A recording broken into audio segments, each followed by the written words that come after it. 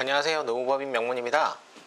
저희 노무법인 명문에서는 매년 고용산재 보험료 신고 기한을 맞춰서 매년 고용산재 보험료 신고 설명회를 오프라인으로도 그렇고 온라인으로도 그렇고 매년 진행을 해 왔었는데요. 올해도 어김없이 저희가 그 건설 사업장에서 보험료 신고를 좀 더 쉽고 간편하게 할 수 있도록 도와드리기 위해서 그 온라인으로 보험료 신고 설명회를 한번 준비해서 영상을 촬영해 보았습니다. 지금부터 내용을 잘 들어보시고요. 앞으로 고용산재 보험료 신고를 하시는데 조금이라도 도움이 될 수 있었으면 좋겠습니다. 그러면 바로 시작해 보도록 하겠습니다. 먼저 고용산재 보험료 신고가 무엇인지에 대해서 이미 잘 알고 계시겠지만 간단하게 한번 설명드리고요. 그리고 건설 본사 보수총액을 어떻게 산정을 하는지, 그리고 건설 일괄 보수총액을 어떻게 산정하는지 이렇게 차례대로 알아보고, 그 다음에 조금 복잡한 부분들, 좀 복잡하지만 중요한 부분들, 기타 노무비 발치하는 부분이나 외주공사비 이런 부분들을 어떻게 하는지 내용을 좀 살펴보도록 하고요. 그리고 확정정산과 보험료 신고의 관계를 좀 더 살펴보면서 우리가 왜 보험료 신고를 정확하게 해야 하는지 그 부분에 대해서 한번 살펴보도록 하겠습니다. 먼저 고용산재 보험료 신고의 정의에 대해서 알아보도록 하겠습니다. 이미 많은 분들이 이 내용은 잘 알고 계실 거니까 간단하게 한번 살펴보고 넘어가도록 하겠습니다. 건설업 고용산재 보험료 신고란 고용산재 보험료를 말 그대로 회사에서 직접 자진해서 신고하고 납부하는 절차를 말하고요. 매년 3월 31일까지 꼭 신고하고 납부까지 완료를 해주셔야 됩니다. 요거 하루라도 경과하면 바로 연체료 가산금이 부과되니까 꼭 요 기한에 맞춰서 꼭 신고하고 보험료 납부까지 잘 하실 수 있도록 준비해 주시기 바랍니다. 그리고 여기 저희가 고용산재 보험료 신고에 대해서 조금 이해하기 위해서 가장 중요한 개념이 요 세 가지가 있는데요. 확정보험료, 계산보험료, 그리고 건설 본사와 건설 일괄. 요 개념이 조금 중요한 개념인데요. 좀 자세하게 뒤에서 살펴보겠습니다. 먼저 확정보험료라고 하면은요, 이게 사실 확정보험료를 계산하는 게 저희 보험료 신고의 핵심이라고 할 수 있습니다. 확정보험료라고 하면은 저희가 전년도에 어떤 재무제표라든지 계정별 원장 이런 것들을 바탕으로 전년도에 실제 확정된 보수총액을 바탕으로 정확한 보수총액을 계산을 해서 보험료를 계산하는 그런 보험료를 말하는데요. 이 확정보험료라는 거는 전년도에 미리 납부해 놓은 계산보험료와 이 차액을 정산을 해서 납부하는 구조라고 보시면 되겠습니다. 그리고 계산보험료라는 거는 대략적으로 미리 납부해 두는 금액으로, 사실 만약에 우리가 올해 건설업을 처음 한다 그러면 대략적으로 올해 예상되는 보수총액을 계산을 해서 대략적으로 미리 신고를 해두고 다음 연도에 확정보험료 신고 때 그 계산보험료와 정산을 하는 이런 시스템이고요. 이미 계속해서 이어져 오고 있는 사업장이라고 한다면은 전년도에 그 전년도 보수총액을 바탕으로 계산한 확정보험료랑 이제 동일한 보수총액으로 보험료를 미리 납부를 해두는 거고요. 만약에 전년도 확정보험료 보수총액이란 한 30% 이상 변동이 예상된다. 그런 경우에는 이 확정보험료 보수총액과 다른 금액으로 계산보험료를 신고할 수도 있습니다. 그래서 이 30% 이상의 기준이 뭐냐? 사실 명확한 기준은 없고요. 회사에서 만약에 공사 매출이 감소할 것으로 예상이 된다, 아니면 크게 늘어날 것으로 예상이 된다, 요런 기준 이제 예상이 된다면은 30% 넘게 이렇게 보수총액을 계산해서 입력하시면 되고요. 만약에 이 30%보다 1%라도 0.1%라도 적게 신고를 하면은 이게 신고가 안 되니까 꼭 30%, 만약에 이 변동해서 계산보험료를 좀 더 많이 또는 적게 내시고자 한다면은 꼭 30% 이상 변동이 있을 수 있도록 그렇게 보수총액을 계산해서 신고를 하시면 되겠습니다. 그리고 건설업에서 또 중요한 개념이 이제 건설 본사와 건설 일괄이라는 개념인데요. 건설 본사라는 거는 사실 쉽게 생각해서 우리 건설업의 그런 어떤 공무라든지 사무 업무를 보는 그 사무실 내에 있는 그런 인력들에 대한 보수총액을 신고하기 위한 관리번호다 라고 생각하시면 되고요. 건설 일괄이라고 하면 우리 건설 사무실 밖 외에 건설 현장에서 직접 투입되는 그런 인력들에 대한 모든 보수총액을 신고하는 그런 관리번호다, 이렇게 생각하시면 됩니다. 그래서 중요한 거는 이 건설 일괄이겠죠. 왜냐하면 사실 건설 본사는 계산하는 방식이 그렇게 어렵지도 않고요. 인원도 많지 않고 사실 건설업에서 모든 거의 대부분의 인력은 다 현장에 투입되는 인원들이기 때문에 건설 일괄 보험료 계산이 사실 매우 중요한 부분이고 건설 본사는 그렇게 어렵지 않게 계산할 수 있다 이렇게 생각을 하시면 됩니다. 근데 한 가지 주의해 주셔야 할 점은 본사만 부가고지인 사업장들이 좀 있어요. 예를 들어서 처음에 고용산재보험을 본사를 성립을 할 때 뭐 제조업이라든지 뭐 도소매업이라든지 이런 다른 업종으로 적용이 된 사업장인 경우에는 아무래도 건설 본사가 자진신고 사업장이 아니라 부가고지 사업장으로 되어 있기 때문에 요거는 일반적인 그런 건설회사랑은 조금 다른 방식의 보험료 신고가 필요하다. 네, 이렇게 이해를 하시면 되겠습니다.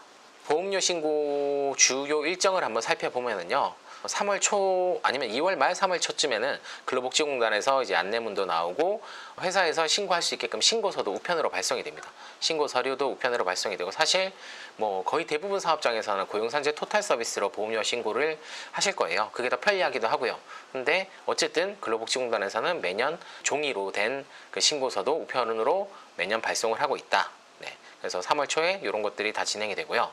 그 다음에 3월 15일에서 20일 이전에는 재무제표 결산 완료 이렇게 되는데 요거는 사실 무조건 이렇게 돼야 된다라는 건 아니고 뭐 대부분 사업장마다 좀 차이가 있으실 거예요. 물론 결산 그 회계연도 기준이 1월부터 12월까지인 경우도 있지만 뭐 그렇지 않은 경우도 있으니까 요거는 조금씩 차이가 있을 수는 있지만 그래도 보험료 신고를 3월 말까지 늦지 않게 신고를 하기 위해서는 그래도 한 요 정도쯤에는 재무제표 결산이 완료되어야 된다라고 해서 이제 저희가 대략적으로 산정을 해둔 그런 기준입니다. 그래서 요 일정에 맞게끔 지금 준비하시면 아무래도 크게 문제없이 보험료 신고를 하실 수 있다 이렇게 보시면 되고요. 그리고 늦어도 3월 30일까지는 보수총액 산정을 완료하고 모든 계산을 다 완료해야 됩니다.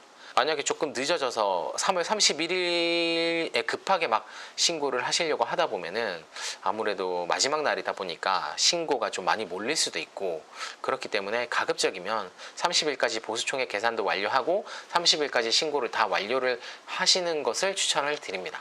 네. 어쨌든 신고 마감 기한은 3월 31일까지니까 이 날짜까지는 보험료 신고 및 납부까지 다 완료를 해주시면 되겠습니다. 당연히 업체 사정에 따라서 일정은 유동적일 수 있고요. 좀 빨리 하시면 좋고 어쩔 수 없이 늦어진다라고 하면은 뭐 기한을 넘지만 않게끔 네, 그렇게 준비하시면 되겠습니다. 자, 그러면 본격적으로 고용산재보험료 보수총액을 어떻게 산정하고 보험료를 어떻게 납부해야 되는지 그 부분에 대해서 좀 살펴보도록 하겠습니다. 먼저 저희가 이거 매년 강조드리는 편인데요. 고용산재보험료 신고를 할 때는 이 표를 기억해 두시면 그래도 대략적인 어느 정도 틀은 잡을 수 있다라는 그런 차원에서 저희가 만들어 본 표고요. 이렇게 구분하시면 돼요.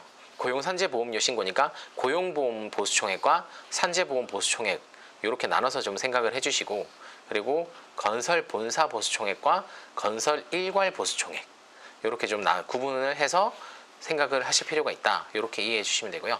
산재보험 같은 경우에는 건설 본사 보수총액은 사무실 내근 직원 보수만 합산해서 보수총액을 계산을 합니다. 그리고 고용보험 같은 경우에는 여기서 조금 다른 부분이 있는데 건설 본사에는 사무실 직원뿐만이 아니라 본사 소속된 현장 상용직 보수 그 보수까지 합산을 해서 보수총액을 계산을 해야 됩니다. 그래서 건설 본사는 당연히 고용보험 보수총액과 산재보험 보수총액이 다를 수 있습니다. 네, 요거 틀리다고 왜 다르냐 이렇게 말씀하시는 경우가 있는데 그 고용보험 같은 경우에는 그 현장직이라 하더라도 고용의 주체가 아무래도 건설 본사기 때문에 고용보험의 보수총액은 본사직이든 사무실직이든 현장직이든 다 고용보험은 본사 보수총액으로 합산을 하는 거고요. 산재보험 같은 경우에는 장소적인 개념이 굉장히 중요해요.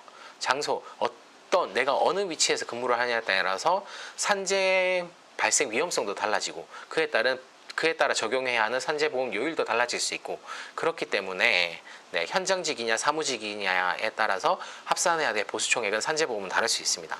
네, 그래서 이 본사 소속 현장 상용직 같은 경우에는 산재보험은 건설 일괄에 이렇게 합산을 해주셔야 됩니다. 그래서 산재보험 같은 경우에는 건설 일괄에 현장 상용직 보수뿐만이 아니라 현장 일용직 보수 물론 이제 사업소득 요 사업소득은 사실 실질적으로 사업소득자라고 하면은 물론 뭐 근로자가 아니니까 고용산재보험 대상이 안 되실 수도 있지만 근데 뭐 보통 실질적인 사업소득자가 아니라 노무 제공자도 아니고 사업소득자도 아닌데 일용직이지만 어떤 뭐 사정상 사업소득자로 신고를 한 경우에는 어쨌든 일용직에 해당되기 때문에 보수총액은 다 합산해서 계산을 해주셔야 됩니다. 그 다음에 외주공사비와 장비 때의 30%는 산재보험만 들어가고요. 네, 사실 특히 요 장비 같은 경우에는 고용보험은 제외돼요. 고용보험은 들어가지 않으니까 주의하시면 되고요. 그 다음에 건설기계 특구, 지금은 노무제공자라는 명칭으로 바뀌었죠. 노무제공자라는 명칭으로 통일이 됐는데 이 노무제공자의 보수는 별도의 산정 방식이 있습니다. 그래서 별도로 산정을 해서 건설 일괄 산재보험 보수총액에 산입을 해주시면 된다. 그런 내용이고요. 고용보험 같은 경우에는 현장 일용직 보수 그리고 외주공사비의 30%, 요 부분만 고용보험 건설 일괄에 합산을 해주시면 되겠습니다. 그래서 요 표를 일단은 머릿속에 잘 염두를 해두시고 뒤에 내용을 좀 따라오시면은 아무래도 좀 이해가 잘 되시지 않을까 그렇게 생각을 합니다. 자, 조금 더 이제 세분화해서 관리번호에 따라서 우리가 관리번호는 건설업은 두 가지로 나뉘죠. 크게 건설 본사와 건설 일괄. 물론 노무제공자 관리번호라든지 뭐 다른 별도의 관리번호가 있을 수도 있는데 우리가 자진 신고를 할 때 일반적으로 자진 신고를 할 때는 건설 본사 관리번호 그리고 건설 일괄 관리번호. 보통 사업자 등록번호 뒤에 0번으로 끝나죠. 그리고 건설 일괄 관리번호는 보통 사업자 등록번호 뒤에 6번으로 끝나죠. 그래서 요런 자진 신고 관리번호는 크게 이렇게 두 가지로 구분할 수 있다. 이렇게 생각하시면 되고요. 앞에 표랑 조금 이어지는 내용이에요. 그래서 건설 본사에는 본사 상용직 보수 그리고 본사 일용직 보수. 사실 이 본사 일용직 보수라는 거는 사실 크게 의미는 없을 수도 있습니다. 왜냐하면 본사 일용직이라는 건 쉽게 말해서 사무실에서 뭐 어떤 서류 작업이라든지 간단한 작업들을 도와주는 그런 일용직을 얘기하는 거거든요. 그래서 이런 일용직이 거의 없는 경우가 대부분일 테니까 요거는 뭐 크게 의미를 안 두셔도 되고 혹시나 있을 경우도 있을 수 있으니까 현장에서 근무한 일용직이 아니라 사무실에서 뭐 서류 보조 단기 서류 작업 알바 이런 것들을 하신 분들이 있는 경우에만 이 본사 일용직 보수도 건설 본사 관리번호에 보수총액을 합산해 주시면 된다. 네, 그런 내용입니다. 그리고 건설 일괄 같은 경우에는 현장 상용직 보수. 아까 그 앞서 표에서 보셨지만 주의하셔야 될 점은 고용보험 같은 경우에는 이 상용 직전 현장 근무자의 보수도 건설 본사로 들어가지만 산재보험만 요 건설 일괄로 들어간다. 요 부분만 주의해 주시면 되고요. 그 다음에 현장 일용직 보수는 총액 고용 산재보험 다 요 건설 일괄 관리번호 보수총액으로 합산을 해주셔야 되고요. 그 다음에 외주공사비, 장비, 그 다음에 기타 보수 이런 것들 네, 현장에 투입된 모든 보수총액 이라고 보시면 되고 그래서 그 보수총액들은 고용보험과 산재보험 모두 요 건설 일괄 관리번호에 합산이 된다. 다만 이제 장비라든지 건설기계 일부 이런 것들은 고용보험은 제외하고 산재보험만 건설 일괄 보수총액으로 들어간다. 이렇게 보시면 되겠습니다. 그리고 또 주의하셔야 될 점이 이 원화도급 비율 이 부분이 굉장히 중요하죠. 이 원화도급 비율을 꼭 건설 일괄 보수총액에는 적용을 해주셔야 된다. 그런 내용이 좀 중요합니다. 왜냐하면은 아시겠지만 고용산재보험은 사실 원도급에서 모든 보험료를 하도급 것까지 다 부담을 해주는 그런 구조예요. 부담해서 납부하는 그런 구조인데 만약에 우리 회사에 공사가 원도급도 있고 하도급도 있다. 이런 경우에는 우리가 원도급 공사를 한 것만큼만 보험료를 내야 되잖아요. 원칙적으로는 우리가 원도급 공사에 투입된 모든 인력과 모든 장비, 모든 외주공사, 모든 하도급 이런 것들만 따로 빼서 합산해서 계산을 하는 게 가장 정확하겠죠. 근데 현실적으로 그게 어렵기도 하고 그리고 근로복지공단에서도 확정정산이라든지 이런 절차를 할 때 이 방식을 사용하기 때문에 회사에서도 이런 방식대로 그 보험료를 계산을 해주시면 좋고요. 그래서 이 원하도급 비율, 우리 공사 매출액 중에 원도급 비율과 하도급 비율을 구분해서 원도급 비율만큼만 우리가 보험료를 납부한다. 이렇게 간단하게 생각을 해주시면 되겠습니다. 그리고 아까 잠깐 설명드렸는데 우리가 보험료 신고를 하기 위해서는 꼭 재무제표가 제일 중요하다. 재무제표가 나와야 된다. 이렇게 잠깐 말씀드렸었는데 왜 재무제표를 봐야 되는가? 재무제표라고 하면은 개념적으로 말씀드리면은 우리 회사의 재무 상태를 보여주는 재반표 뭐 이렇게 얘기할 수 있는데 거기에 대표적인 게 이제 손익계산서와 공사원가 명세서 이런 게 있죠. 그래서 손익계산서에서는 사실 전년도에 공사 매출액이 가장 정확하게 들어가 있습니다. 이 손익계산서는 이미 뭐 세무법인이라든지 회계법인에서 전년도 결산을 모두 완료한 그런 그 회사의 재무 상태가 집약이 되어 있기 때문에 요 재무제표가 가장 근본이 되고 정확한 자료다. 이렇게 보시면 되겠고요. 그래서 요 재무제표를 기반으로 보험료를 계산하면 되는 거고 손익계산서 안에는 매출액과 상용직 급여 이런 것들이 들어가 있어요. 물론 이게 재무제표를 구성하는 그런 방식이라든지 이런 것들에 따라 조금 다를 수 있지만 어쨌든 대부분 공사 매출액은 무조건 손익계산서 안에 들어가 있고요. 그 다음에 이 안에 상용 근로자의 급여, 상여 이런 것들이 들어가 있을 수도 있는데 이거는 조금 재무제표를 어떻게 구성하느냐에 따라 조금씩 차이가 있는 부분이에요. 왜냐하면은 뭐 어떤 회사에서는 상용 근로자는 보수는 다 그냥 손익계산서에 다 넣는 경우도 있고 어떤 회사는 그 사무실 직원분들 급여만 손익계산서에 넣고 그다음에 현장 상용직은 공사원가 명세서로 빼고 뭐 이렇게 다양하게 구성하는 방식이 있어서 요거는 회사에 어떻게 구성이 되어 있는지 이런 것들을 잘 이해를 하셔야 됩니다. 어쨌든 손익계산서 안에서는 우리가 공사 매출액과 상용직 급여를 정확하게 확인할 수 있다. 네, 이렇게 보시면 되고요.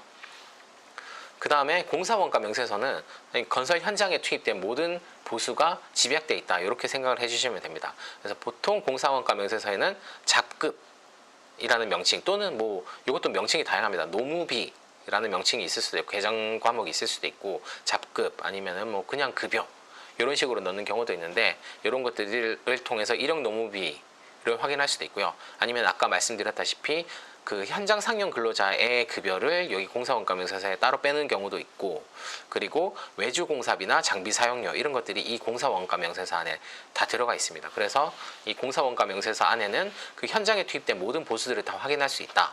이렇게 생각을 해주시면 되고요. 그리고 계정별 원장, 사실 이 계정별 원장이 이 두 가지를 다 아우른다고 보시면 돼요. 이 앞에 이 두 가지를 모두 아우르는 게 계정별 원장이다. 이렇게 보시면 됩니다. 왜냐하면 이 손익계산서 안에도 여러 가지 계정 과목들이 들어가 있고 공사원가 명세서 안에도 여러 가지 그 계정 과목들이 들어가 있는데 그 계정 과목들의 세부 항목들이 다 나열되어 있는 표가 이 계정별 원장입니다. 그래서 여기서 계정별 원장에서는 당연히 여기에 들어있는 금액, 여기에 들어있는 금액들을 다 확인하실 수도 있고요. 손익계산서나 공사원가 명세서에서는 정확하게 확인할 수 없었던 그런 숨어있는 보수라든지 이런 것들을 발췌하기 위해서는 이 계정별 원장이 필수라고 할 수 있습니다. 외주공사비, 장비 사용료 이런 것들 뿐만이 아니라 원재료, 지급수수료 뭐 이런 그 기타 계정에 숨어있는 외주공사나 인건비들을 발췌하기 위해서는 이 계정별 원장을 필수적으로 확인을 해주셔야 되고요.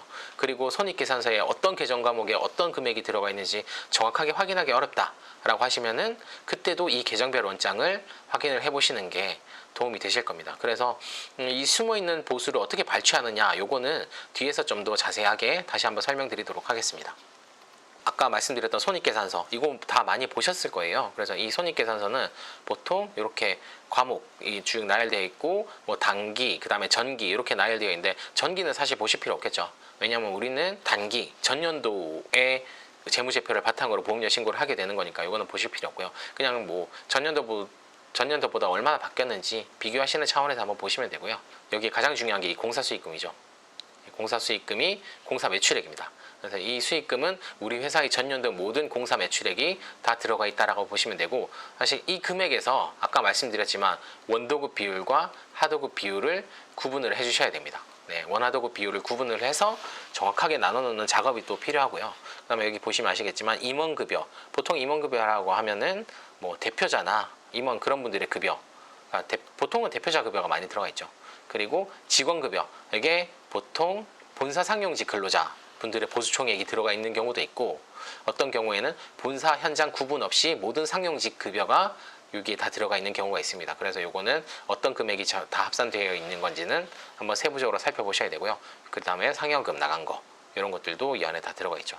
그리고 사실 그 외의 것들은 크게 중요하게 보실 내용은 없으실 거예요. 물론 특이하게 손익계산서 안에 공사에 투입된 어떤 보수라든지 이런 것들이 숨어 있는 게 있을 수도 있고 그리고 교육훈련비라든지 뭐 그다음에 뭐 복리후생비 이런 거에 고용산재보험료 신고 대상이 되는 보수 총액이 숨어 있는 경우도 있을 수도 있는데 그런 부분들은 좀 세부적인 내용이니까 요거는 좀 일단 이번 단계에서는 넘어가는 걸로 하고요. 일단 중요하게 보셔야 될 부분은 손익계산서에서는 공사수익금과 요 임원 직원급여 그리고 물론 대표자 급여는 보수총액에서 빠지겠죠. 고용산재보험료 신고 대상이 되는 보수총액에서는 제외하셔야 됩니다. 그 다음에 이 공사원가 명세서로 넘어가면은요.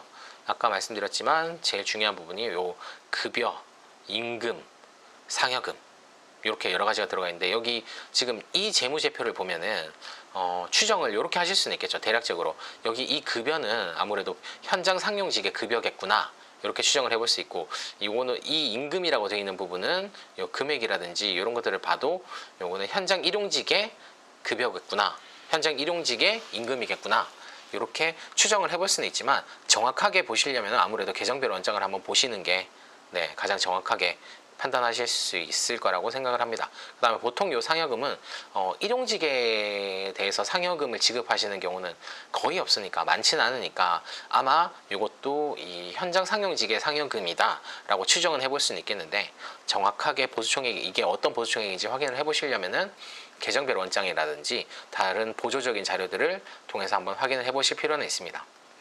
그리고 여기에서 또 중요하게 보셔야 될 부분들이 장비 사용료 나와 있죠. 그리고 외주 공사비, 이런 것들은 이제 우리가 하도급을 준 공사, 그 다음에 장비, 이런 것들은 보수총액에 중요하게 산입하셔야 되는 그런 금액들이기 때문에 이런 부분들을 잘 살펴보셔야 되고, 아까도 말씀드렸지만 요거 외에도 뭐 지급 수수료라든지 이런 기타 계정에도 어떤 보험료 신고 대상이 되는 금액들이 숨어 있을 수 있으니까 보조적으로 계정별 원장은 꼭 살펴보시는 것을 추천을 드립니다. 네, 그러면 이어서 본격적으로 이제 고용산재보험료 보수총액을 어떻게 산정하는지 좀 세부적인 내용을 통해서 살펴보도록 하고요. 먼저 건설본사에 대해서 보수총액을 어떻게 산정하는지 그 방식에 대해서 알아보도록 하겠습니다. 앞서 말씀드렸지만 건설본사는 보험료 계산이 그렇게 복잡하진 않아요. 보수총액 계산이 그렇게 복잡하진 않으니까 간단하게 살펴보고 넘어가도록 하겠습니다. 아까 말씀드렸지만 본사 보수총액에는 사무실에서 근무한 모든 인력에 대한 보수총액을 산입하면 되고, 그리고 고용보험에는 그 현장 상용직 보수총액도 같이 합산을 해야 된다, 이렇게 말씀을 드렸었죠. 그래서 크게는 건설 본사는 본사 상용직과 본사 일용직 보수, 그리고 이 본사 일용직은 없을 수도 있다, 없는 경우가 대부분이다, 이렇게 말씀을 드렸고, 본사 상용직 보수가 가장 중요한 보수다, 이렇게 이해하시면 되고요.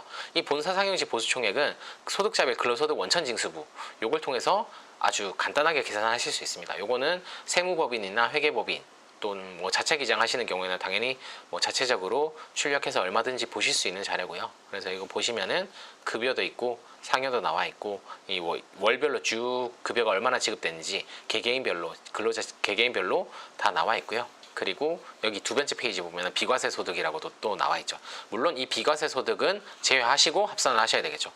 비과세 소득은 원칙적으로 고용산재보험료 신고 대상 보수총액이 아니기 때문에 요 금액은 제외하고 여기에 있는 급여 상여 부분만 합산해서 계산을 하시면 되겠습니다. 물론 여기 그 근로자 성명이라든지 이런 것들을 잘 보시고, 그 대표자 동거 친족 이런 분들이 있다면은 그 부분들의 보수는 제외는 하셔야 되고요. 그리고 연중에 퇴사한 분들, 이런 분들 보수도 당연히 합산을 하셔야 됩니다. 간단하게 요 금액만 합산하시면 보수총액을 산정하실 수 있고요. 그리고 주의하셔야 될 부분은 아까 잠깐 말씀드렸는데 대표이사와 대표이사의 동거 친족, 요 분들은 고용산재 보수총액에서 제외를 하시면 되겠고요. 그 다음에 만 65세 이후 입사자인 경우에는 실업급여 보수총액만 제외를 해주시면 됩니다. 만 65세 이후에 입사하신 경우에는 이 실업급여는 적용 제외에 해당되기 때문에 이 부분만 보수총액에서 제외를 해주시면 되겠습니다. 다 아시겠지만 이 고용보험은 실업급여와 그리고 고용안정 직능이라는 사업으로 나눠져 있어요. 그래서 65세 이상자가 제외되는 부분은 이 실업급여 부분만 제외되기 때문에 이 보수총액에 따로 입력하도록 되어 있거든요. 그래서 여기에는 합산해서 계산을 하셔야 되니까 이 부분 실수하지 않도록 주의를 해주시고요. 그 다음에 외국인 근로자 중에 특정 체류 자격 고용보험 보수총액 제외해 주시면 됩니다. 그래서 이것도 많이 들어보신 내용이겠지만 F256 이 부분들은 거의 내국인과 동일하게 당연 적용이라서 내국인과 동일하게 보수총액에 합산하면 된다, 이렇게 생각하시면 되고, H2E9 이 체류 자격 같은 경우에는 요 고용보험의 실업급여와 고용안정직능사업 중에 실업급여만 적용 제외예요. 이분들도. 그래서 이분들은 고용안정직능사업에는 보수총액에는 합산을 해주시면 되고, 실업급여 보수총액만 제외를 해주시면 되겠습니다. 그리고 이 이외의 체류 자격은 모두 고용보험 보수총액에서 다 제외를 해주시면 되겠습니다. 그래서 이 부분이 인원이 많은 경우에는 고용보험 그 보수총액에서 보험료에서 차이가 많이 날 수 있으니까 이 부분 꼭 확인하셔가지고 제외를 하시고요. 그 다음에 현장 상용직, 요거는 제가 반복해서 말씀드린 내용인데 본사 고용보험 보수총액에는 현장 상용직의 보수총액을 더해 주시고, 그리고 본사 산재보험에서는 제외를 해주시면 되겠습니다. 그리고 현장 상용직 보수총액을 본사 고용보험에 이제 합산할 경우에는 이 현장 상용직도 어쨌든 원화도급 비율을 적용을 받는 그런 보수총액이기 때문에 원화도급 비율을 적용을 해서 본사 고용보험 보수총액에 합산을 해주시면 되겠습니다. 그 다음에 본사 일용직. 본사 일용직은 제가 반복해서 말씀드리지만 이거는 있을 수도 있고 없을 수도 있다. 없는 경우가 대부분이다. 그래서 만약에 본사에서 사무직으로 일한 일용직이 있었다면은 이렇게 일용근로소득 지급 명세서라는 자료를 받으셔서 요 일용직에 대해서 월별로 언제 일했는지 얼마를 받았는지 이런 것들이 금액이 다 나와 있기 때문에 요 부분들을 확인하셔가지고 본사 보수총액에 합산을 해주시면 되겠습니다. 이렇게 간단하게 본사 보수총액 산정 방법은 간단하게 정리를 하실 수 있고요. 이어서 이제 건설 일괄, 사실 이 부분이 가장 중요하고 어렵죠. 그래서 이 부분에 대해서 좀 길게 자세하게 좀 살펴보도록 하겠습니다. 앞서도 계속 중요하다고 강조드렸지만 사실 이 원화도급 매출액 비율은 고용산재보험료 계산에 있어서 가장 중요한 부분이기도 하고요. 가장 정확하게, 다른 부분은 조금씩 실수가 있을 수 있어요. 있을 수도 있고 있어도 괜찮고 조금씩은. 근데 사실 이 원화도급 매출액 비율을 구분을 조금이라도 실수가 있으면은 이 보험료에서 큰 차이가 있을 수 있어요. 예를 들어서 만약에 우리가 작년에 건설 현장에 투입된 보수총액을 다 합산을 했더니 총 10억의 보수총액이 계산이 됐다. 이랬을 경우에 만약에 우리가 하도급이 100%다. 그러면은 건설 일괄 보수총액은 당연히 0원이 되겠죠. 근데 반대로 만약에 우리가 이 10억의 보수총액을 투입했을 때 원도급 비중이 100%다. 매출액 비중이 100%다. 그러면 이 10억에 대한 보험료율을 곱한 만큼을 우리가 보험료로 납부를 해야 되는 거예요. 그래서 만약에 이 원화도급 비율이 5%나 1% 이렇게 조금씩만 차이 나도 이 보수총액이 크다면은 그 1%에 대해서도 몇백 몇천만 원의 보험료가 왔다 갔다 할 수도 있는 거거든요. 그래서 이 원화도급 매출액 비율은 정확하게 꼭 구분을 해주셔야 되고요. 또 요 내용이 조금 중요한 내용인데, 하수급인 사업주 인정 승인, 요것 때문에 원화도급 매출액 비율에 오류가 생겨서 나중에 보험료 추징을 크게 당하는 경우들이 생길 수 있어요.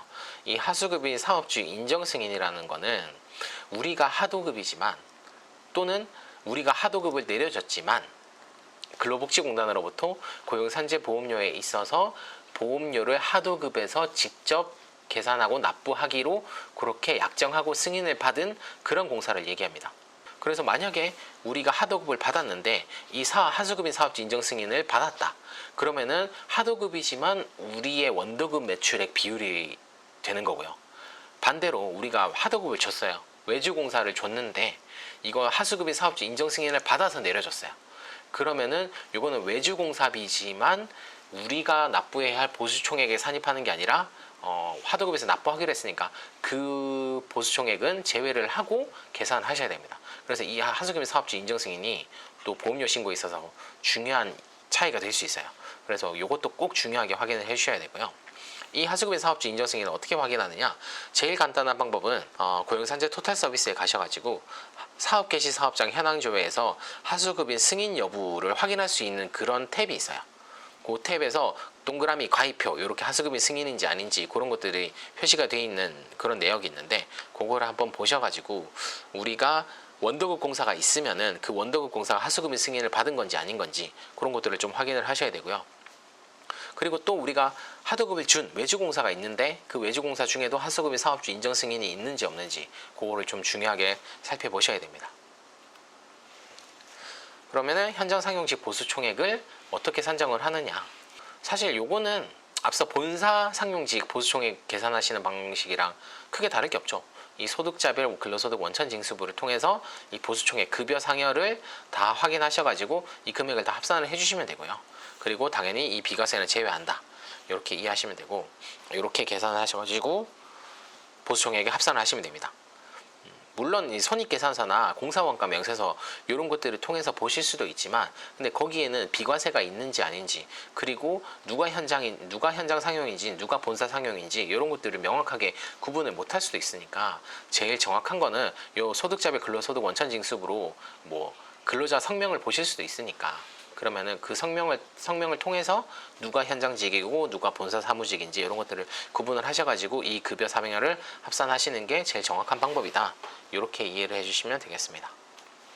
그 다음에 현장 상용직 보수총액 산정 시 주의사항은 그 앞에 상용직 그 본사 상용직 분들이랑 거의 똑같습니다. 그래서 대표자, 대표이사가 만약에 들어가 있으면 이분들 제외해 주시면 되고, 그리고 만 65세 이후 입사자 고용보험 실업급여 제외해 주시면 되고, 그 다음에 외국인 주의하시고, 그 다음에 현장 상용직 보수총액 같은 경우에는 산재보험만 건설 일괄로 합산한다. 네, 이 부분 주의하셔야 될 사항 동일하고요. 그 다음에 현장 일용직 보수총액입니다. 아무래도 이게 건설업체 같은 경우에는 규모가 제일 크죠. 보수총액에서 차지하는 비중이 제일 클 수 있으니까 뭐 중요하게 산정을 하셔야 되고요. 공사원가 명세서상의 일용임금, 아까 그 잠깐 제가 공사원가 명세서 예시로 보여드렸지만 뭐 임금이라는 명칭이 될 수 있고, 뭐 잡급이라는 명칭이 될 수도 있고, 뭐 급여라는 명칭이 될 수도 있고, 다양한 명칭으로 이렇게 기재가 돼 있을 수 있으니까 한번 잘 살펴보셔야 되고요. 그리고 사실 이 금액은 현장 일용직 일용근로소득 지급명세서 합산액이랑 그 우리가 가지고 있는 그 정리한 일용노무비 명세서 합산액, 이것들이 다 맞아 들어가야 돼요. 이게 다 맞아 들어가야 되고, 만약에 일치하지 않는다면 뭔가 계산이 잘못된 걸 수도 있으니까 요거는 한번 확인을 해 보셔야 됩니다. 네, 확인을 해 보셔야 되고, 그리고 여기서 당연히 적용 제외에 해당하는 일용직 보수는 차감하시면 되고요. 반복적으로 말씀드리는 부분이죠. 만 65세 이상 일용직, 그 다음에 외국인 적용 제외, 이런 것들은 다 차감을 해주시면 되겠습니다. 그 다음에 중요한 부분 또 외주공사비죠. 이 외주공사비는 쉽게 얘기해서 우리가 하도급을 준 공사라고 생각하시면 되고요. 아까 그 보셨던 공사원가 명세서의 외주공사비라는 개정 과목으로 들어가 있고요. 그래서 요거는 크게 차이가 없을 거예요. 사실 이게 차이가 있는 경우는 좀 많이 이상하죠. 그래서 그 공사원가 명세서상에 나와 있는 외주공사비나 우리가 이제 실제로 계산한 외주공사비는 똑같아야 되고요. 그래서 이 외주공사비, 하도급 공사 금액의 30%만큼을 건설 일괄 고용산재 보수총액에 모두 산입을 한다라고 생각을 하시면 되겠습니다. 그래서 이 외주공사비의 30%라는 개념은, 이 30%는 하도급 노무 비율이라는 건데요. 이거는 고시가 되는 비율이에요. 고용노동부 장관이 고시하는 비율이고, 단순하게 생각하면, 쉽게 생각하면 우리가 외주를 준 하도급 금액의 30% 정도는 인건비로 잡아서 보험료를 신고한다, 이런 개념으로 이해를 하시면 되겠습니다. 이게 2025년에는 이 노무 비율이 29%로 수정돼서 고시가 됐어요. 근데 어쨌든 우리가 지금 계산하는 보수총액은 2024년도 확정보험료 보수총액이기 때문에 요 개정된 노무 비율을 적용하시면 안 되고 여전히 이 30%로 적용을 하셔야 됩니다. 그리고 여기 또 외주공사비에서 주의하셔야 될 부분이, 하도급을 준 공사 중에 하수급인 사업주 인정 승인, 아까 잠깐 말씀드렸죠. 하수급인 사업주 인정 승인을 받은 공사가 있으면은 그거는 우리가 보험료를 내주는 게 아니라 하도급에서 직접 보험료를 내야 되는 금액이기 때문에 그 부분은 차감하시고 그 보수총액에 합산하면 된다, 이렇게 이해를 하시면 되겠습니다. 그리고 재하도급도 보험료를 내야 되느냐? 당연히 내야 됩니다. 근로복지공단에서는 이게 뭐 불법 하도급이라든지 이런 부분들은 무관해서 어쨌든 하도급에 해당되면은 원청에서 보험료를 이 건설 현장에 투입된 모든 인력에 대한 보험료는 원도급에서 납부한다, 이런 개념이기 때문에 재하도급인지 아닌지 이런 것들은 무관하게 그냥 모든 외주공사비는 다 합산해서 보험료를 납부를 한다, 이렇게 보시면 되겠습니다. 그리고 원재료라든지 이런 기타 계정, 아까 제가 잠깐 언급드렸죠. 지급수수료 이런 것들, 요런 데에 폐기물 처리비 아니면 도급비 뭐 이런 이상한 명칭들로 외주공사에 해당하는 것들이 이런 원재료나 기타 계정에 숨어 있는 경우들이 있어요. 그래서 이런 것들이 누락되지 않도록 꼭 주의를 해주시고요. 이런 것들을 어떻게 발췌하는지는 제가 뒤에 예시를 통해서 좀 더 다시 한번 설명드리도록 하겠습니다. 어쨌든 우리가 건설 일괄 보수총액에는 외주공사비는 꼭 30% 적용해서 합산한다, 이렇게 간단하게 생각하시면 되겠습니다. 그 다음에 이어서 장비 사용료, 장비도 마찬가지로 이 장비 사용료의 30%만큼을 우리가 보수총액으로 합산하는데, 근데 요 외주공사비는 고용산재보험료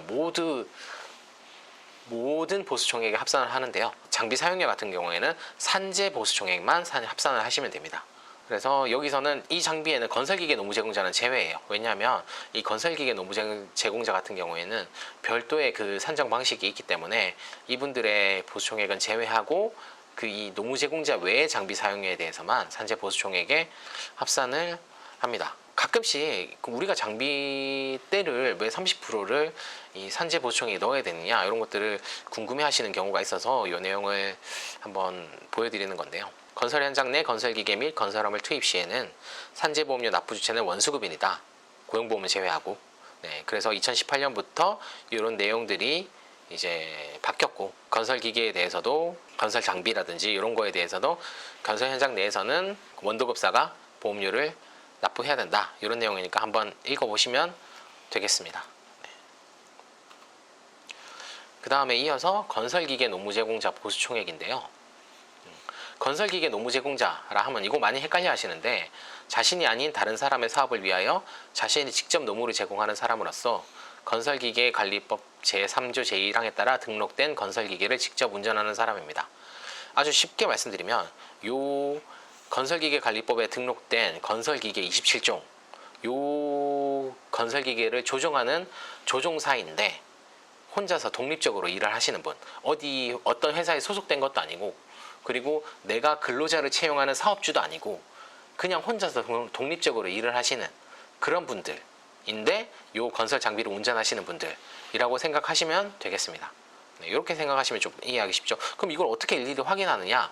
이거는 방법이 없습니다. 일일이 노무 제공자의 노무 제공자에 해당되는지 아닌지는 회사에서 직접 일일이 체크하셔가지고 네, 검토를 하시는 방법밖에는 없어요. 그러면 이런 건설기계 노무 제공자에 해당되는 분들의 보수총액은 어떻게 계산을 하느냐? 기준보수월액을 적용합니다. 이 기준보수월액은 매년 고시가 되고 있고요. 그래서 현재까지는 2479444원이 월보수액으로 고시가 되고 있고, 그럼 이 월보수에 따른 평균 보수는 일일 평균 보수는 82648원 이렇게 계산이 됩니다. 만약에 월대 장기 노무 제공자라고 한다면은 한 달 동안의 보수를 한 달에 얼마를 받았던지 상관없이 그분들에 대한 고용산재 보수총액은 2479444원으로 계산을 하시면 되고요. 만약에 단기 노무 제공자다, 하루 단위로 끊어서 들어오시는 분들이다 라고 하면 하루에 얼마를 받으셨든지 이 82648원을 적용을 하시면 됩니다. 만약에 그래서 우리가 건설 장비가 있는데 노무 제공자에 해당되는데 노무 제공자로 계산을 안 하고 그냥 장비 사용료의 30%를 산재보험 보수총액에 넣었다. 그러면은 회사에서 좀 손해 볼 수도 있겠죠. 왜냐하면은 뭐 장비대 많은 경우에는 뭐 100만 원 받으시는 경우도 있고 하루에 뭐 어떤 경우는 뭐 4, 50만 원 뭐 이렇게 받으시는 경우가 있는데 보수의 30%를 곱해도 이 82648보다 많죠. 그래서 이 장비의 30%를 계산하는 것보다 노무 제공자에 해당되면은 이 노무 제공자의 기준 보수월액을 적용해서 계산하는 것이 아무래도 정확한 보험료를 계산하는 것도 맞고, 그리고 보험료 부담을 좀 줄이는 방식도 맞고, 그래서 이 노무 제공자는 가급적이면 정확하게 확인을 해 두시는 게 좋고요. 예를 들어서 24년 7월 21일에 굴삭기 한 대 계산서 50만 원을 끊었다. 그리고 7월 30일에는 레미콘 2대를 계산서를 100만 원을 끊었다. 이 레미콘은 콘크리트 믹서 트럭이죠. 네. 그래서 이 2대를 계산서 100만 원을 끊었다. 그럼 보수총액을 어떻게 산정하느냐? 7월 21일에 굴삭기 한 대에 대해서 50만 원의 30%가 아니라 기준보수 82648을 적용하고요. 그 다음에 7월 30일 날 레미콘 2대가 들어왔다. 그러면 그 2대에 대해서 평균보수 82648원을 곱하기 2를 하겠죠. 그래서 이렇게 합산한 금액, 이 금액을 산재보험 보수총액에 산입을 하면 되고요. 당연히 장비 사용료의 30%만큼은 이 금액에 대해서는 제외하고 계산을 해야 되겠죠. 근데 만약에 이 노무 제공자를 따로 구분하기도 어렵고 우리는 뭐 확인하기도 어렵다. 그러면은 그냥 이제 장비대 30%만큼을 산재보수총액에 그냥 때려 넣으셔야 됩니다. 물론 이게 회사에서 보험료 부담은 좀 더 늘어날 수도 있겠죠. 늘어날 수도 있지만 그래도 과소납부해서 나중에 추징당하는 것보다는 사실 이 방식을 추천을 드리기는 해요, 저희는. 그 다음에 건설기계 화물차주, 요거는 23년도 7월에 개정된 내용인데 건설기계 화물차주가 아니라 건설 현장 화물차주죠. 건설 현장 화물차주에 대해서도 원도급사에서 산재보험료를 납부하는 걸로 이렇게 개정이 되었습니다, 23년도에. 그래서 사실 이 화물차주는 좀 구분을 하셔야 되는데 제13호 화물차주, 우리가 줄여서 제14호 화물차주 이렇게 부르는데요. 이 13호 화물차주냐 아니면 14호 화물차주냐에 따라서 고용산재보험료를 납부하는 방식이 좀 달라져요. 그 건설 현장에 들어온 화물차라 하더라도 13호냐 아니면 14호냐에 따라서 고용산재보험료를 계산하고 납부하는 방식이 좀 달라지니까 이게 좀 내용이 복잡하고 어렵습니다. 그래서 제가 설명은 드리겠지만 잘 이해를 하실 수 있을지는 모르겠네요. 저희도 처음에는 이걸 이해하는데 좀 많이 시간이 좀 걸렸어요. 그래서 13호 화물차주라고 하는 거는 특수용도용 화물자동차 중 살수차, 그리고 카고 크레인, 그리고 고소작업 자동차, 요 세 가지를 우리가 13호 화물차라고 부르고요. 그리고 쉽게 생각해서 이 13호 외의 모든 화물차를 14호 화물차주다, 이렇게 생각을 하시면 됩니다. 이 13호 화물차주랑 14호 화물차주의 보수총액 산정 방식이 좀 다른데요. 이 13호 화물차주 같은 경우에는 그냥 건설기계 노무 제공자랑 건설기계 노무 제공자와 거의 동일하다고 보시면 됩니다. 산정 방식이 똑같고, 그래서 똑같은 방식으로 건설 일가 보수총액에 자진신고로 산입을 하시면 된다, 이렇게 생각하시면 되고요. 그리고 건설 그 화물차주도 마찬가지로 고용보험은 해당되지 않습니다. 네, 산재보험만 계산을 하시면 되고요. 요 14호 화물차, 14호 화물차주 같은 경우에는 별도의 노무제공자 관리번호 성립을 하시고 그쪽으로 매월 부가고지로 납부를 하셔야 돼요. 그러니까 우리가 3월 말까지 신고하고 납부하는 그 자진신고 보수총액에는 이 14호 화물차주는 제외를 하셔야 돼요. 그래서 아까 말씀드린 살수차, 카고 크레인, 고소작업 자동차, 요 세 가지만 자진신고에 해당되고 그 외에 건설 현장 화물차는 다 부가고지로 따로 납부를 해야 된다, 이렇게 생각하시면 됩니다. 그래서 어쨌든 3월 말까지 신고하는 그 보험료 신고에서는 이 내용은 그냥 지워버리시면 돼요. 요것만 건설기계 노무제공자와 동일한 방식으로 산재보험 보수총액에만 산정을 한다 라고 생각하시면 됩니다. 그리고 또 한 가지 주의하셔야 될 부분이, 아까 말씀드린 건설기계 노무제공자, 이분들은 고용보험도 적용 대상이에요. 근데 고용보험도 적용 대상이지만 이 고용보험은 14호 화물차주와 마찬가지로 별도의 그 노무제공자 관리번호로 고용보험을 따로 신고하고 부가고지로 납부를 하셔야 됩니다. 복잡하죠. 그래서 어쨌든 우리가 산재보험은, 자진신고 산재보험은 건설기계 노무제공자 그리고 화물차, 13호 화물차, 이 두 가지만 자진신고에 해당된다, 이렇게 생각을 해주시면 되겠습니다. 마지막으로, 그러면은 우리가 고용산재보험료를 왜 자진신고를 이렇게까지 힘들게 정확하게 신고를 해야 되는지, 그 이유를 요 확정정산이랑 그 관계를 통해서 한번 마지막으로 살펴보고 마무리를 하도록 하겠습니다. 확정정산이라는 건, 요거는 뭐 건설업을 좀 오래 하신 사업장이라면, 그리고 매출액이 어느 정도 좀 나오는 사업장이라면 한 번쯤은 당해보셨을 거예요. 이 확정정산이라는 거는 근로복지공단에서 쉽게 얘기해서 자진신고 한 사업 보험료가 제대로 냈는지 안 냈는지 우리가 한번 정산을 다시 한번 해보겠다, 이런 제도예요. 그래서 만약에 확정정산 대상이 선정되면 근로복지공단에서는 자체적인 방식으로 그 고용산재보험료를 다시 한번 재정산을 하게 되는 거고요. 기존에 회사에서 납부했던 자진신고 보험료와의 차액이 있다면 그 차액을 추징해가는 그런 절차를 말합니다. 그러면은 만약에 자진신고 보험료가 더 크면 돌려줄 수도 있지 않냐? 물론 돌려줍니다. 돌려주는데 그런 경우는 거의 없다고 보시면 돼요. 없다고 보시면 돼요. 그냥. 왜냐면은 어쨌든 기본적으로 근로복지공단에서 이 확정정산 대상으로 선정하는 사업장도 과소납부가 어느 정도 의심이 되는 그런 경우일 거고요. 그리고 정말 큰 실수를 하지 않는 이상 자진신고 하신 보험료가, 근로복지공단에서 정산한 보험료가 큰 경우는 거의 없다고 보시면 됩니다. 그럼 왜 근로복지공단에서 정산한 보험료가 자진신고 보험료보다 거의 더 많냐? 이거는 기타 계정에 숨어있는 인건비나 외주공사비, 장비, 이런 것들이 많이 있고 이 내용을 잘 모르시기 때문에 이런 것들을 누락하는 경우가 많아서, 그래서 차이가 발생하는 경우가 대부분이고요. 그리고 원화도급 비율 산정 오류, 제가 서두에도 이 원화도급 비율이 중요하다 몇 번 강조를 드렸는데, 이 비율을 잘못 계산해서 요거는 1%, 2% 차이로 인해서도 보험료가 크게 차이 날 수 있기 때문에 요 산정 오류로 인해서 근로복지공단 확정정산, 추징이 나오는 경우들이 많고요. 그리고 외주비나 장비 판단 기준의 차이, 이거는 사실 우리 회사에서는 당연히 이건 원재료라고 생각했는데 근로복지공단에서는 이거는 원재료가 아니라 외주다, 이렇게 판단하는 경우들이 꽤 많습니다. 아주 많습니다.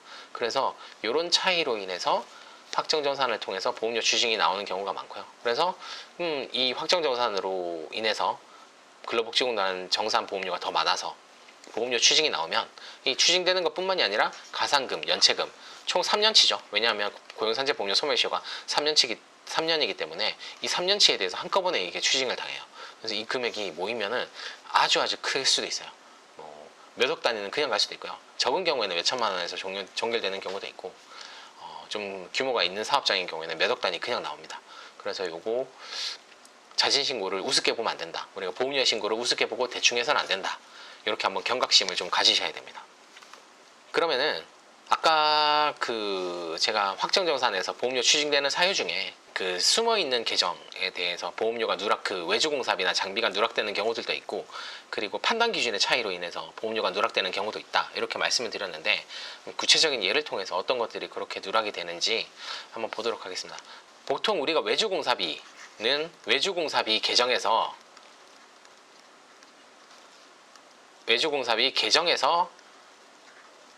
30% 만큼을 보수총액에 합산한다. 앞에서도 그렇게 보셨죠. 그렇게 봤는데, 이 외주공사비 뿐만이 아니라 이 원재료 계정이나 지급수수료 계정에도 외주공사나 인건비 이런 것들이 숨어 있을 수도 있다는 거예요.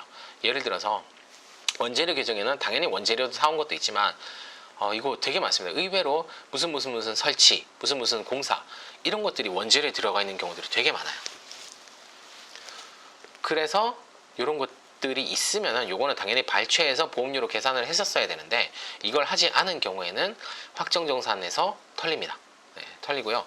그 다음에 지급수수료 계정에도 사업소득자들 대표적으로 이 지급수수료 많이 넣으시더라고요. 요거들 사업소득이나 아니면 준공청소, 그 다음에 폐기물, 이런 것들도 이제 지급 수수료라고 보시는 것 같은데, 이 폐기물들이 현장에 들어와서 외주 폐기물 업체의 인력들이 들어와서 폐기물들을 정리하고 수거해 간다, 이런 경우에도 외주로 보기 때문에 이런 것들도 외주공사비로 다 합산해서 30%를 고용산재 보수총액에 산입을 해주셔야 되고요. 만약에 이 사업소득 같은 거는 요거는 30%를 계산하면 안 되죠. 30%가 아니라 이 사업소득은 전액이 인건비이기 때문에 이 전액을 고용산재 보수총액에 산입을 해주셔야 됩니다. 이래야만 확정정산에서 추징을 피할 수 있다. 네, 그런 내용입니다. 예를 들어서 이거 실제 어떤 한 건설업체의 이 원재료 계정입니다. 원재료 계정을 일부를 제가 보여드리는 건데, 보시면 의외로 이런 것들이 많습니다. 경량 공사죠. 이건 외주입니다. 그 다음에 전자제품 이런 것들은 조금 애매하지만, 건축제품 자재 이런 것들은 원재료로 볼 수 있겠죠. 레미콘 이건 장비죠. 그리고 바닥 미장 공사, 이것도 외주 공사죠. 그 다음에 판넬 공사, 그리고 핸드레일, 요것도 좀 애매해요. 요거는 판단 기준의 차이가 있는 경우들이 되게 많아요. 왜냐하면 근로복지공단에서는 이거 핸드레일 같은 것들은 자재만 사오는 게 아니라 이 업체에서 들어와서 설치까지 해주는 거 아니냐, 이렇게 많이 봐요. 그래서 이 핸드레일도 그냥 근로복지공단 담당자 같은 경우, 어떤 담당자 같은 경우에는 그냥 이거 일단 외주다, 그리고 소명해라, 이렇게 나오는 경우들이 많습니다. 그래서 이런 것들은 좀 이제 분쟁의 소지가 있는 부분이고요. 석공사 이런 것들은 분쟁의 여지가 없죠. 그러니까 공사 이렇게 들어가 있는 것들은 사실 확정정산에서 대응할 여지도 없습니다. 그냥 외주공사라 보고 추징이 나옵니다. 타일 이런 것들도 좀 분쟁의 소지가 있어요. 타일도 그냥 자재만 사온다기보다는 설치까지 들어오는 경우가 많다고 판단하기 때문에 근로복지공단에서는 이것도 조금 애매할 수 있고요. 그 다음에 여기 레미콘 이런 것들, 그래서 이런 것들을 다 발췌를 해서 보험료를 정확하게 신고를 해야만 나중에 확정정산에서 추징당하는 그런 불상사를 막을 수 있다. 마지막으로요, 고용산재 보험료 계산이 조금 많이 어렵다라고 하시는 얘기들이 많아서 저희가 좀 고용산재 보험료를 쉽게 계산할 수 있는 방법, 팁을 하나 드리고 마무리를 하려고 합니다. 공무계산기를 이용한 고용산재 보험료 계산하기 라는 내용인데요. 이 공무계산기라는 거는 저희 노무법인 명문에서 건설업과 관련된 그런 이제 노무관리라든지 사대보험 관리 업무를 많이 처리를 하다 보니까 이런 건설업에서 좀 쉽게 접근할 수 있는 플랫폼이 있으면 좋을 것 같겠다라는 생각에 이렇게 만든 이 홈페이지고요. 그래서 이 공무계산기에 저희가 고용산재보험료 계산기라는 기능을 넣어놨어요. 그 사이트 상에서 직접 앞에서 제가 설명드렸던 그 내용들을 따라서 금액들을 입력을 하다 보면은 자동적으로 고용산재보험료를 계산할 수 있는 그런 계산기를 하나 만들어서 업로드를 해 놓은 거고요. 그래서 그 계산기를 통해서 어떻게 쉽게 고용산재보험료를 계산할 수 있는지 그 부분을 잠깐 설명드리고 마무리하도록 하겠습니다. 공무계산기라는 거는 아까 제가 말씀드렸지만 저희 노무법인 명문에서 만든 건설 공무 담당자를 위한 온라인 정보 제공 플랫폼입니다. 인터넷 주소창에 노무스타.co.kr 요거를 입력하시고 엔터를 클릭하시면 이 홈페이지에 접속하실 수 있습니다. 앞에 www 요거 안 붙이셔야 돼요. 붙이시면 안 되고 요거 없이 그냥 nomustar.co.kr 입력하시고 네, 엔터 치시면은 바로 접속 가능하십니다. 접속하시면은 요런 홈페이지가 뜨는데요. 그래서 지금 여러 가지 뭐 메뉴들을 저희가 만들어 놨는데 요 중에 그 고용산재보험료 계산을 하시려면은 요 공무 계산기라고 되어 있는 메뉴에 마우스를 올리시면은 이 고용산재보험료 계산기라는 메뉴가 있어요. 그래서 요거를 클릭하시면은 고용산재보험료 계산기로 넘어갈 수 있고요. 그래서 여기에 딱 들어가시면은 건설업 고용산재보험료 확장보험료 계산보험료 계산기라는 제목이 뜨고 여기에 뭐 여러 가지 사항들 요거는 고용산재보험료 신고서에 나와 있는 그런 항목들을 똑같이 저희가 만들어 놨어요. 그 신고서를 PDF로 자동으로 출력할 수 있게끔 그 기능도 넣어 놨기 때문에 그대로 출력하실 수 있게끔 이런 내용들을 넣어 놓은 거고요. 그래서 요 내용들을 간단히 입력을 하시고 정보 수집 제공 이용 동의 체크하시고 다음 단계를 클릭하시면은 이제 본격적으로 보험료 계산기로 넘어가실 수 있고요. 처음으로 제가 앞서 말씀드렸죠. 원화도금 매출액 구분이 제일 중요하다고 말씀드렸죠. 그래서 여기에 우리 전체 매출액 중에 원도금 매출이 얼마, 그 다음에 고용 승인 매출액 얼마, 산재 승인 매출액. 요 고용 승인, 산재 승인이라는 거는 아까 설명드린 하수급인, 사업주, 인정 승인. 하수급인, 사업주, 인정 승인 매출 중에 이게 고용보험만 따로 승인을 받을 수도 있고 산재보험만 따로 승인을 받을 수도 있거든요. 그래서 고용보험만 따로 받은 게 있으면 여기 고용 승인 매출로 넣어주시면 되고 그 산재보험만 따로 하수급인 사업주 인정 승인을 받은 우리의 매출액이 있다. 그러면 여기 산재 승인 매출로 넣어주시면 되고 만약에 고용 산재 둘 다 하수급인 사업주 인정 승인을 받았다. 그러면 그거는 원도금 매출액에 넣어주시면 돼요. 여기 저희가 주의사항에도 넣어드렸죠. 원수급 매출에는 고용 플러스 산재 하수급인 사업주 인정 승인 매출도 포함해야 해요. 그거는 우리가 보험료를 내야 되기 때문에 고용 승인, 산재 모두 승인을 받았다는 건 우리 원도금 매출과 똑같다. 이렇게 생각하시면 되고 그래서 원도금 매출에 합산을 해주시면 됩니다. 그리고 원도급도 아니고 고용 승인도 아니고 산재 승인도 아니다. 그러면은 그거는 미승인 하도급 매출로 이렇게 넣어주시면 되고요. 이 금액만 넣어주시면 이 비율은 자동으로 계산이 돼요. 비율은 자동으로 계산이 되기 때문에 금액만 정확하게 입력하시고 다음 단계로 넘어가시면 됩니다. 그 다음에 상용직급여. 상용직급여는 본사 상용직, 현장 상용직 이렇게 구분이 되어 있죠. 제가 앞서 말씀드렸지만 본사 상용직은 건설 본사 관리번호 보수총액으로 현장 상용직은 그 산재보험만 건설 일괄 관리번호 보수총액으로 이렇게 들어가야 된다라고 말씀드렸죠. 그래서 여기에 급여 상여 보수총액만 정확하게 입력하시면은 자동으로 그 본사와 일괄 구분해서 보험료가 계산될 수 있게끔 그렇게 계산기를 만들어 놨어요. 그래서 이 금액만 정확하게 입력해 주시면 되고요. 그러면 보수총액은 자동으로 합산돼서 계산이 됩니다. 그리고 아까 그 상용직 분들 중에 65세 이상 근로자라든지 외국인 이런 분들은 보수총액을 차감해야 되니까 그분들의 보수총액을 따로 입력을 해주시면 됩니다. 그래서 여기에는 어쨌든 외국인이나 뭐 65세 이상 이런 분들 상관없이 급여를 다 입력해 주시면 되고요. 그리고 그 65세 이상자는 외국인 급여만 따로 계산해서 여기다 넣어주시면 자동으로 여기서 여기를 차감을 해줘요. 그래서 이 사람들 거는 빼고 여기다 넣는다 이렇게 생각하지 마시고 전체 상용직 급여를 입력한 다음에 여기서 차감한다 이렇게 생각을 하시면 되겠습니다. 그 다음에 본사 일용직 급여. 일용직 급여는 여기 똑같이 본사랑 현장 일용직으로 구분해놨죠. 본사 일용직은 거의 없는 경우가 대부분이시니까 없으면 그냥 0으로 입력하시면 되고요. 현장 일용직은 공사원가 명세서에 현장직 임금, 뭐 작급 이런 것들을 확인하셔가지고 넣으셔도 되고 아니면 일용근로소득 지급 명세서 합산금액 그 금액을 확인하셔가지고 여기다 넣으시면 되고요. 마찬가지로 여기에 그 금액 입력하실 때는 65세 이상이나 외국인 이런 분들까지 다 포함해서 넣어주시면 되고 그리고 여기에 그 적용 제외자들을 따로 급여를 입력을 해주시면 여기서 자동으로 차감이 됩니다. 그 다음에 다음으로 넘어가서 현장 사업소득자. 아까 요거 그 사업소득자 기타 급여 이런 분들 있으실 경우에는 요거 빼지면 안 된다고 말씀드렸잖아요. 그래서 그분들의 급여가 있는 경우에는 여기에다가 따로 금액만 넣어주시면 되고요. 그리고 외주공사비, 장비, 건설기계 농무 제공자 이런 것들 제가 다 말씀드렸었죠. 어떻게 계산을 해야 되는지. 그 여기에는 외주공사비의 30%, 장비의 30% 이 금액을 넣는 게 아니라 여기에 총액을 그냥 넣어주시면 돼요. 총액을 그냥 넣어주시면 되고 그럼 자동으로 30%만 계산이 되게끔 계산기 기능이 그렇게 적용이 되어 있으니까 네, 30%가 아니라 총액을 넣어주시면 되고요.